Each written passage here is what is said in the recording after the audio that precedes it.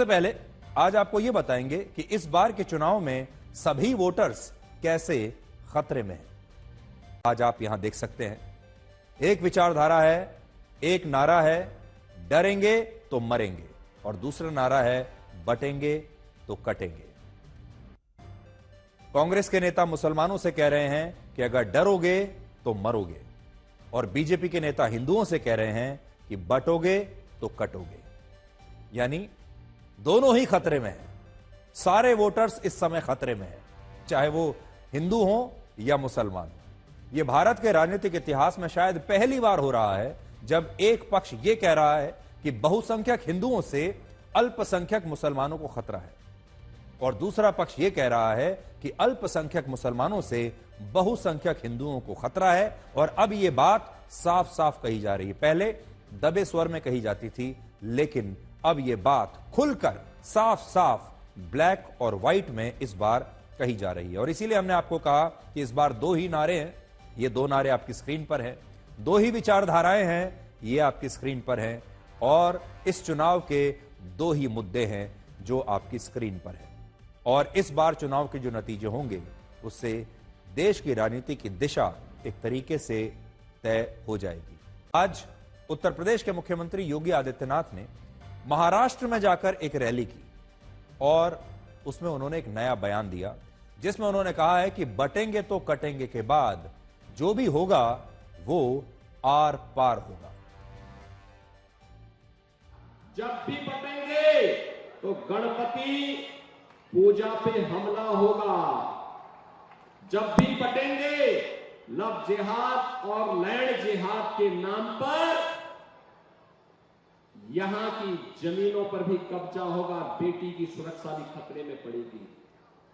जब भी बटे होंगे तो ये गुंडे कालनेमी बन करके अलग अलग रूपों में जाकर के गुमराह करने का प्रयास करेंगे। जो भी होना है आर पार होना है।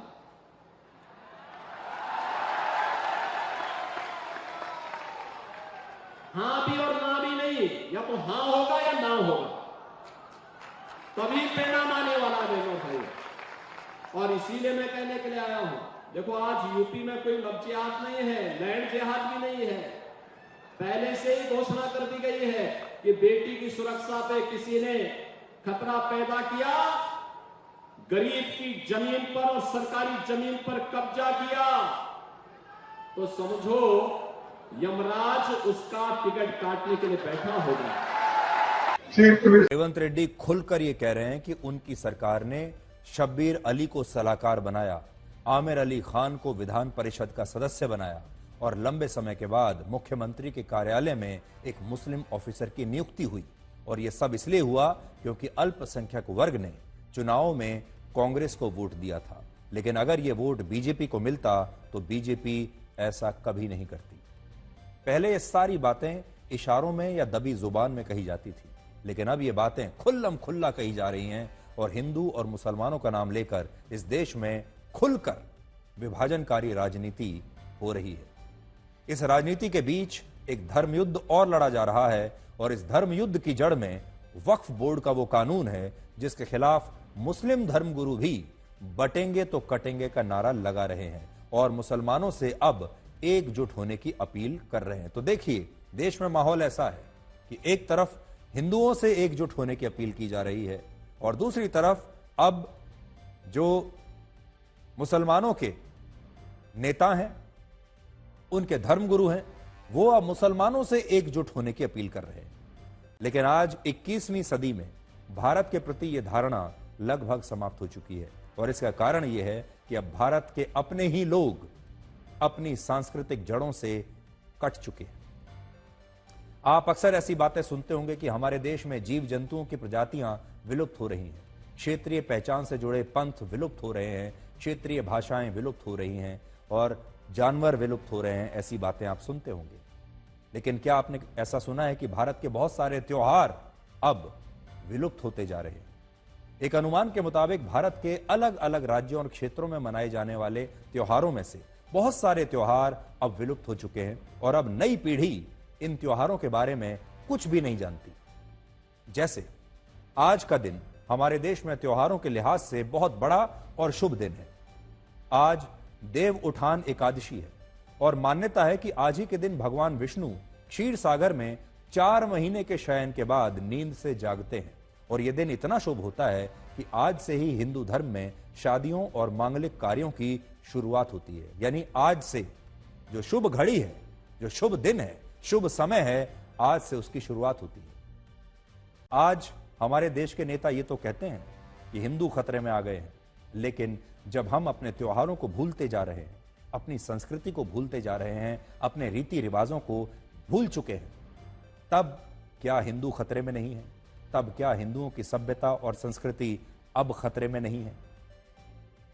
तो इसी प्रकार से जो हमारे त्योहार हैं, जो एक जमाने में बहुत बड़े त्योहार होते थे, इनमें संजा के त्योहार की भी बड़ी मान्यता थी। ये जो पर्व है, ये मालवा, निमाड़, राजस्थान, गुजरात और महाराष्ट्र में सितंबर और अक्टूबर के महीने में मनाया जाता है, जिसमें घर के बाहर की दीवारों पर गाय के गोबर से चंद्रमा, सूरज, बैलगाड़ी और किला कोट की आकृति बनाई जाती है। लेकिन अब बहुत सारे लोग ऐसे हैं जो इन त्योहारों को मनाने की परंपराओं को भूल चुके हैं और अब ये त्योहार ज्यादातर लोगों के लिए एक औपचारिकता मात्र बन गए हैं। अब हमारे देश में त्योहारों को पैसे से जोड़ दिया गया है, चकाचौंध से जोड़ दिया गया है। जिसके पास जितना ज्यादा पैसा, उसका त्योहार उतना ज्यादा चकाचौंध से भरा हुआ। जबकि त्योहार पैसों से नहीं, परंपराओं से मनाए जाते हैं और त्योहार उत्सव का प्रतीक होते हैं। चीन के लोग अपनी झुंड में चलने वाली प्रवृत्ति के लिए पूरी दुनिया में जाने जाते हैं। इसे अंग्रेजी में हर्ड मेंटेलिटी कहते हैं। इसका अर्थ यह है कि चीन के लोग हमेशा भीड़ को फॉलो करते हैं। वो देखते हैं कि ज्यादा से ज्यादा लोग जो हैं और भीड़ क्या कर रही है, जो भी भीड़ कर रही है वो वही काम करना चाहते हैं। और चीन में लोग हर उस चीज से प्रभावित होते हैं जिससे आसपास के लोग कर रहे होते हैं। और यहां भी साइकिल पर लोगों को मोमोज खाने के लिए जाते देखकर जो दूसरे लोग थे वो भी उस भीड़ का हिस्सा बन गए और वो भी इस फैशन को फॉलो करने लगे। भारत की तरह चीन भी एक ऐसा देश है जहां प्राचीन मानव सभ्यताओं का इतिहास रहा है और चीन के समाज को भेड़ चाल से जोड़कर देखा जाता है। चीन में सोशल मीडिया पर कोई ट्रेंड अगर शुरू होता है तो वो लाखों लोगों तक पहुंच जाता है और वहां का समाज भेड़ चाल की तरह उस भीड़ के पीछे पीछे चलने लगता है, जैसा कि अभी आपने देखा।